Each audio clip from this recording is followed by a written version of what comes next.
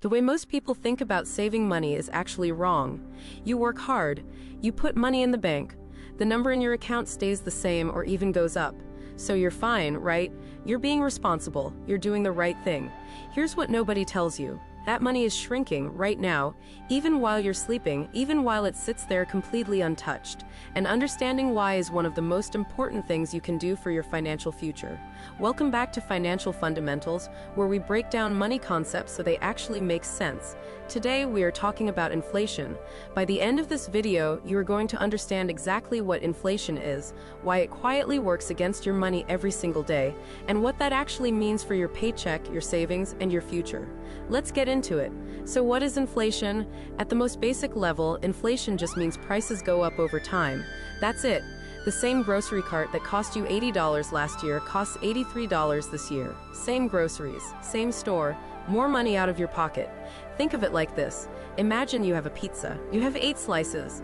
That pizza represents everything your $100 can buy. Now inflation shows up and quietly takes 1 slice. You still have $100 in your hand, but now you only have 7 slices worth of pizza. Your money bought less. That's inflation. Now here's why this matters to you personally. If you just got your first job, your first apartment, or your first real paycheck, inflation is already affecting you. That bag of groceries, your rent, your gas, your phone bill. These costs are not frozen in time. They drift upward, usually a little bit every year.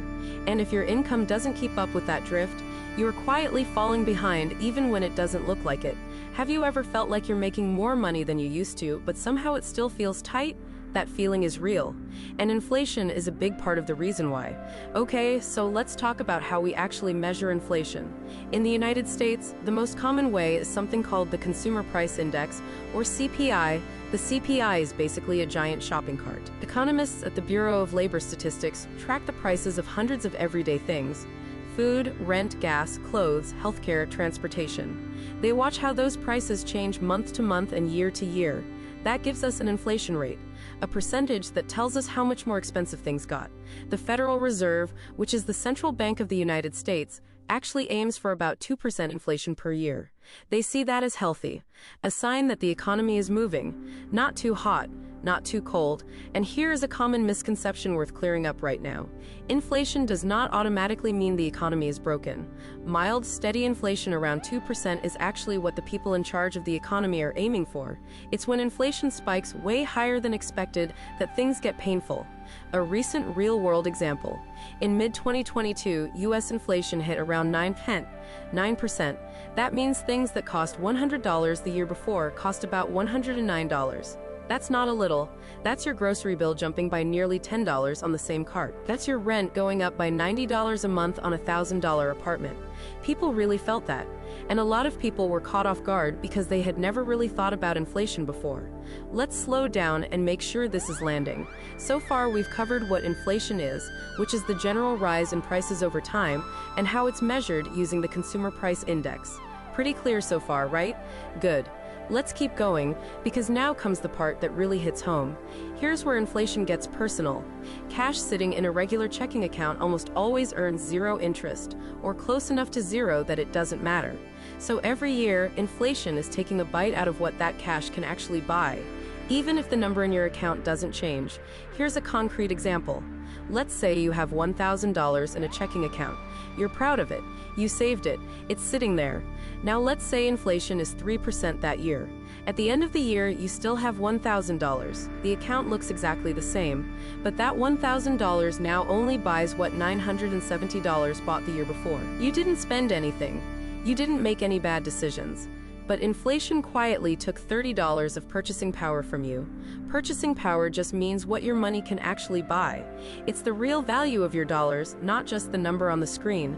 Now let's stretch that out. At 3% inflation per year after 10 years, that same $1,000 only buys what about $740 buys today. You still have $1,000, but it feels like $740. The number didn't shrink. What it can buy did. Another way to think about it is this. Imagine you had a gift card for $100 to your favorite store. But every year, the prices in that store go up 3%. After a few years, that gift card just doesn't stretch as far as it used to. That's exactly what's happening to cash that isn't earning any interest. Now let's think even bigger for a second, just to make this vivid. Imagine you had over $100 billion just sitting as cash, earning nothing. At 3% inflation, in a single year, you'd lose over $3 billion of purchasing power. $3 billion, just from doing nothing. That's how powerful inflation is. And it scales all the way down to your $1,000 savings account. Okay, so here's one of the most important ideas in this whole video. It's the difference between what your paycheck says and what your paycheck actually buys. Economists call this the difference between nominal income and real income. Let me break those down. Nominal income is the number on your paycheck. The sticker price, it's what your employer says they're paying you. Real income is what that paycheck actually buys you after you account for inflation. It's the purchasing power version. Here's why that matters. Let's say you got a 2% raise this year. You're excited, but what if inflation that year was 4%? Prices went up 4%. Your pay went up 2%. That means you are actually 2% behind. Your raise felt like a win, but in real terms, in actual buying power, you took a pay cut. This is why understanding inflation helps you have smarter conversations about your salary. If someone offers you a raise, you want to know what inflation is running at, because a raise that doesn't beat inflation isn't really a raise. Now let's talk about something that might surprise you. Inflation doesn't hit everything equally. Some things go up in price way faster than the average. Rent, college tuition, and healthcare costs have all risen significantly faster than general inflation over the past few decades. If you're paying rent right now or thinking about going back to school, this matters a lot. On the flip side, some things actually get cheaper over time. Electronics are a great example.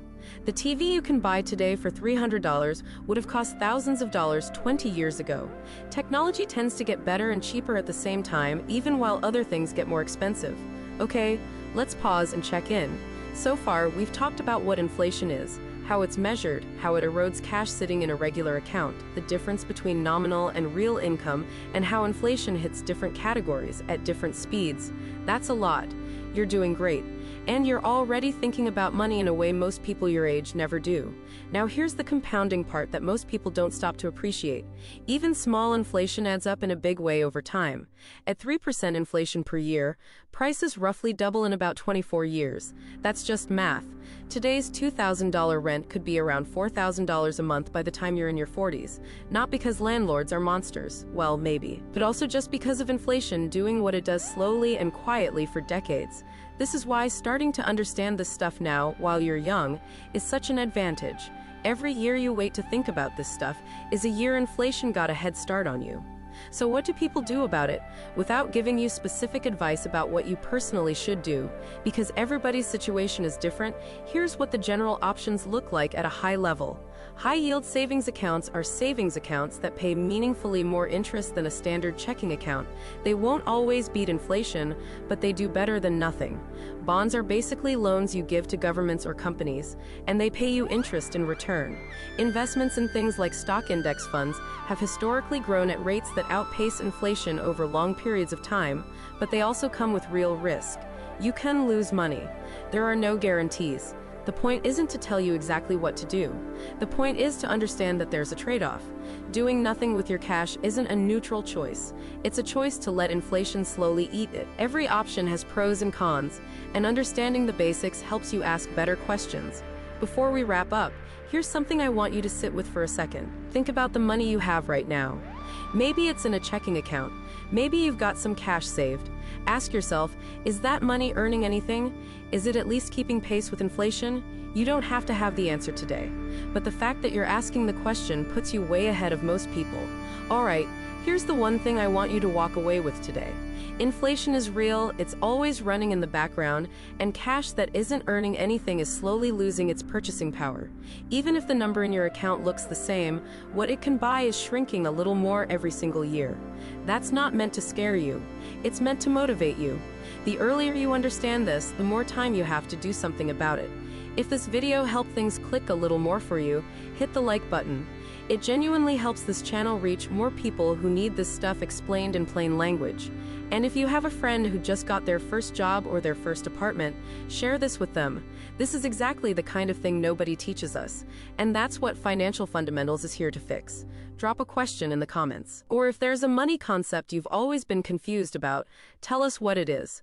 We go through every comment and your question might become the next video. You are already ahead of the game just by being here. Keep going.